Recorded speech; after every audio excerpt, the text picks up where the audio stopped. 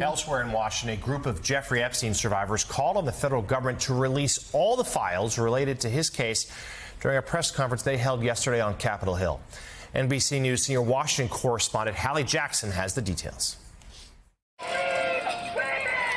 This morning, the public plea from some survivors of Jeffrey Epstein's abuse. We are the Americans that you promised to protect, and we need your help. Calling on Congress to do more, with support growing among some Republicans to try to force the release of case files related to Epstein, who died by suicide in 2019.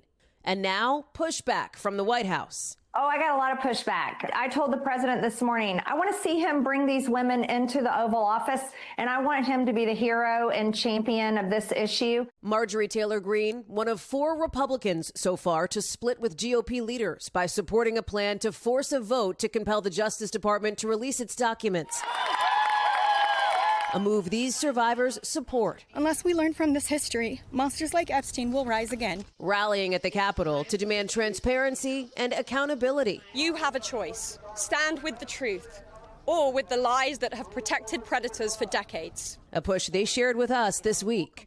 This congressional effort, a rare political alliance between MAGA allies and Trump foes. The tone of this was not partisan. This is actually an issue that can bring this country together. But White House officials and House leaders say the bipartisan congressional effort is not necessary, pointing to a separate but parallel push by the Oversight Committee, which released 30,000 pages of documents this week. Most of it, Democrats say, not new. The resolution is adopted. That investigation getting a symbolic seal of approval in the House. At the White House, the president again downplaying the spotlight on the Epstein case. Thousands of pages of documents have been given, but it's really a Democrat hoax because they're trying to get people to talk about something that's totally irrelevant to the success that we've had as a nation since I've been president. Mr. President Donald J. Trump, I am a registered Republican. There is no hoax. The abuse was real. So, Chris Matthews, the White House really hoped this story would go away during the month of August. The recess started early. Speaker Johnson sent home his members ahead of schedule. It disappeared from the headlines a little bit, but now it is back. And we should, of course, keep in mind the human factor here. It's not just a political story, it's a human story. And those victims yesterday spoke so powerfully. But it is now, recess is over, Washington is gearing up again. The story not going away. Yeah, and I think he tried that misdirection very effectively with the National Guard troops in D.C. It was a big story locally. Of course, it's a good story, and they have power. The federal government has unusual powers in D.C., and they can get away with it. But it didn't work. It's back again. And it's interesting how we're having a battle of conspiracies now. First of all, everybody on the right, far right, thinks there's something there, that there's these rich people that abuse young women, girls, really, and they get away with what nobody else in the world can get away with. They can get away with evil. They can do it. And it seems like Trump is denying that reality. How do you deny to the right wing what they believe intuitively? They believe you guys, rich guys, are covering up for this crime. Well, and they've been talking about it for a decade now. I mean, it's common pizza. It's been, the Pizzagate, picking out random Hollywood stars that are Democratic donors, going, oh, they're pedophiles. Right. Oh, they're pedophiles.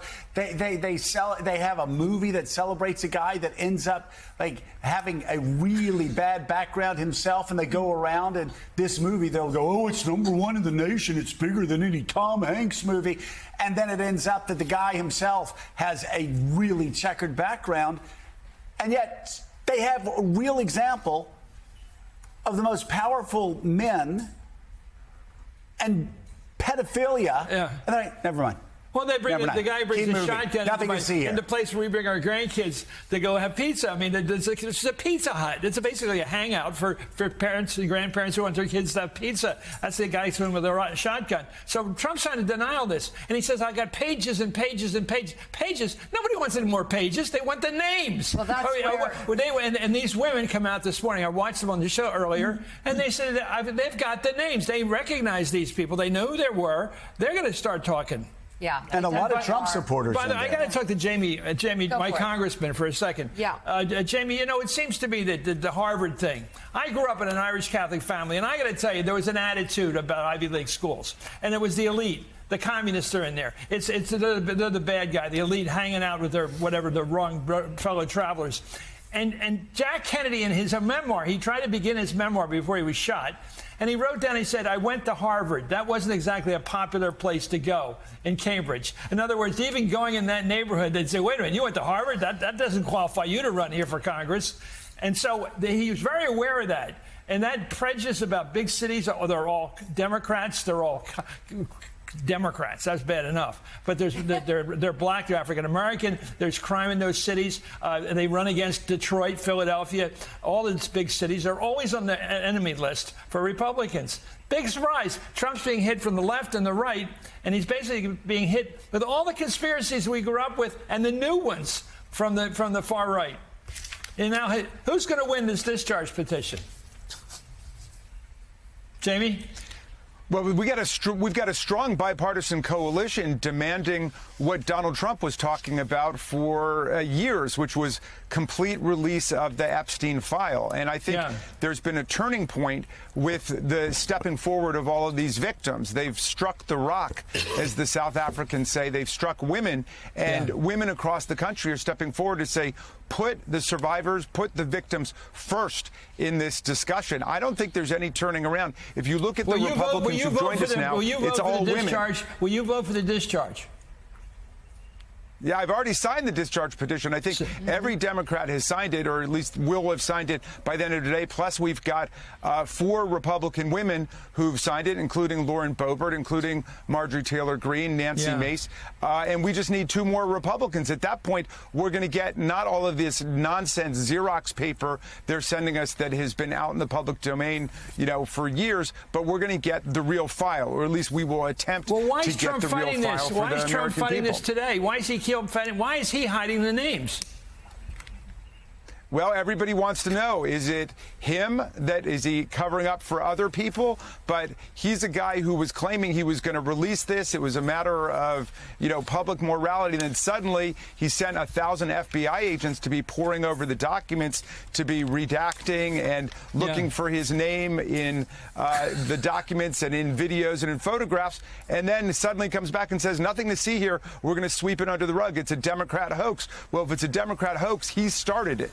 Yeah. So, Molly, as the congressman said, just 2 more names needed to get the discharge petition. There's some sense that could happen, but we'll see if more Republicans are willing to defy the president. But let's return to the human story here, and just I know you've been focused on just the real bravery that it took from these women to come forward yesterday so publicly. Yeah, I watched that press conference, and first of all, I think it's important to just remember the sheer scale of this. This went on for years. The numbers are more than 200 victims, probably. I mean, could be many, many more than that. So already you have a huge group of victims, and then you have they're together, they're sharing their experience.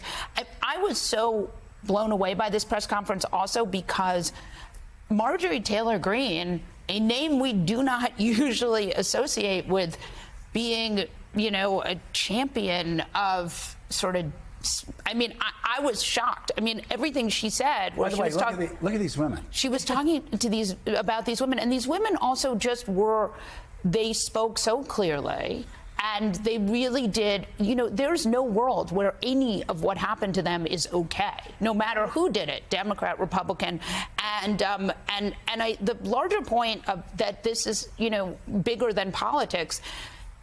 It really is. Like, if we can't say that people shouldn't rape children, then what are we doing? Right. I mean, and the thing is, Rev, Nolly just said Democrat or Republican. Well, as Jim Vandehei said earlier today, we all know a lot of those names. And they're Democratic and Republican leaders. They're Democratic supporting and Republican supporting billionaires. There are people on both sides of the aisle who have been named by these women through the years. And at the press conference yesterday, a couple of them referred to people that they saw. And it is almost unbelievable that we're sitting up here discussing whether or not people that raped underage women ought to be exposed. I mean, I don't even understand what the discussion is about. And I think that Republicans and Democrats, I never thought I'd agree with Marjorie Taylor Greene on anything.